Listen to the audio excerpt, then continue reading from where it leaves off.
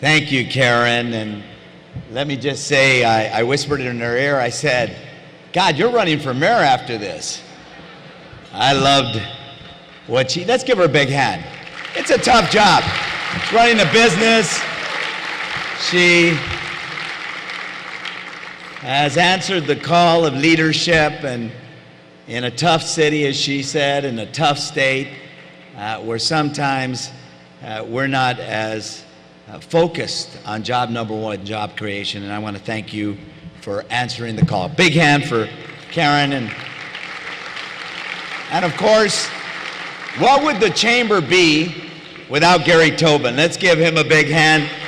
He's done a great job, everybody. What an event. I think your biggest, though I've been to a few of them over the years that were quite big, but thank you, Gary, for your leadership, for your powerful voice, for common sense, and for your friendship, because I define friendship by those who will call me when I don't have a big job anymore, and I know that Gary's one of those people. So give him a big hand. Joe Chiswick, where are you? There you are. He's done a great job as your president, a successful, or board chair, a successful year of leadership. Let's give him a big, big hand.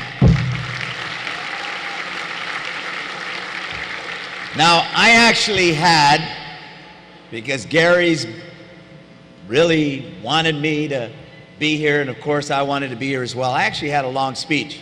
But I could tell that the people on that side of the room and that side of the room don't listen very well. Because everybody that's gotten up here, at least as long as I've been here, you all have been talking. So I'd like to ask you to do something. Either stop talking or walk out a bit and have a glass of wine. Thank you. Because I think it's important to talk about the partnership that we've had with this important organization. I was honored to be invited tonight because the Chamber has been a strong and consistent partner in our efforts to improve our region's business climate. Let's look back. Measure R. Half-penny sales tax, $40 billion investment in doubling the size of our rail system, in repairing our roads, our bridges, and our highways. Without the Chamber of Commerce, there's no way that we would have gotten about a 70% vote. Without their support for 3010, we never would have gotten Congress to get behind America Fast Forward. 114 mayors across the country, bipartisan support, an accomplishment of this chamber. We have to acknowledge them. They've been a key partner in workforce development. You know, you go around the country and people ask, where are the cities where business, labor, the city, the county, the school district, the community college system are all working hand in hand to identify the jobs of the future, to dovetail the jobs of the future with the skill set of the workers that we have, and develop the programs to make that work. This chamber has been an absolute leader on the issue of workforce development. They've gone to the Congress and said to those who have said, well, workforce development, why should we be for that? And their answer is, we should be for that because we've got to invest in the jobs of the 21st century. Another very important partnership with the Chamber of Commerce. For 25 years, people have said that in LA, we have a gross receipts tax that is so grossly out of proportion with the rest of the region that it's hurting business. It's killing jobs. So we put a business tax advisory group together. We did a business tax holiday working with the chamber. We said for 3 years, we're going to not have a gross receipts tax for those businesses who want to come into the city. Because of their support, their lobbying, we got the city council to do it. And then I said we ought to make it permanent. For every new business that comes into Los Angeles, we ought to say zero gross receipts tax. Chamber's behind it. You ought to get behind it as well. And I hope I can get a couple of my colleagues behind it as well. Now, a few of them are saying we'll at least extend it another 3 years. At a minimum, we got to think about investing, because according to the Metro Economies report, there are 80 metropolitan areas that won't regain the jobs we lost at the beginning of the recession for 5 more years.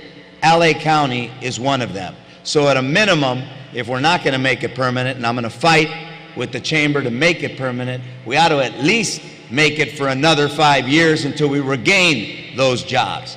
They have been front and center. They've also been front and center for the proposition that we've got to eliminate the gross receipts tax overall, that we shouldn't just reward those who are coming in, but we ought to be able to acknowledge those, as Karen said, who have been here for 124 years. I thought you were going to say, when you said that you've been here a long time, I thought you were going to say, 80 years, and I was going to say, well, my grandpa got here in 103 in 1903, but you've been here a few years longer. And he didn't start the Chamber, but he did start a business. But they have been behind virtually every effort. Pension reform. Last year, 6 years ago and last year, our employees were paying 6% into their pension system. Then the big recession came. We were challenged with a budget deficit of a magnitude that we hadn't seen proportionally since the 1930s. So a few of us, including the Chamber, said, hey, look, it's not sustainable going into the future for us to continue to have a pension system where people pay only 6% into their retirement. They're now paying 11%. No city in the country, even Wisconsin, has gotten folks to move that quickly, that much, to contribute into their pension systems. And we're not finished there. We're going to be putting a proposal that says, for all of us, and looking around the room, there are a lot of gray hair folks here. Almost all, I'm 59, just celebrated my birthday. Almost all of us are going to be around for another, 30 years, 25 years. The fact of it, most of us are going to be working. And so what we're saying is, we got to lift the age that people retire in the city of Los Angeles. In addition to that, we got to change the factor because the factor drives how much we pay them over time. We've got to look at smart things to address keeping down our health and welfare benefits. And the Chamber has been with us as a partner, not attacking our public employees, but saying if we want to get behind a city that's going to balance its budget and focus on the future, a more sustainable future, we've got to do that together. And so I wanted to be here to acknowledge Gary Tobin, to acknowledge the leadership of this organization, to say thank you, to say that we're going to continue to work together, because I'm only going to say it once. We all know that the state has eliminated the Community Redevelopment Agency. But if I told you that in the city of Los Angeles, the Community Redevelopment Agency last year generated 18,500 jobs, the question you got to ask is this: now that it's eliminated, what are you going to put in its place? So we're going to go with the Chamber and labor and everybody else to say, hold it.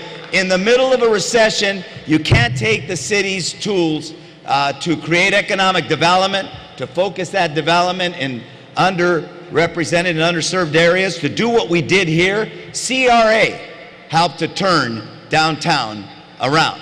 The CRA helped to turn Hollywood around.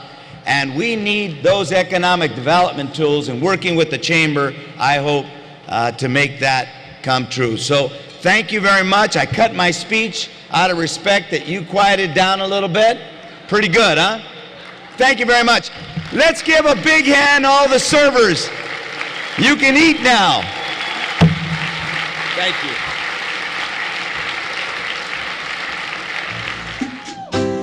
Commerce is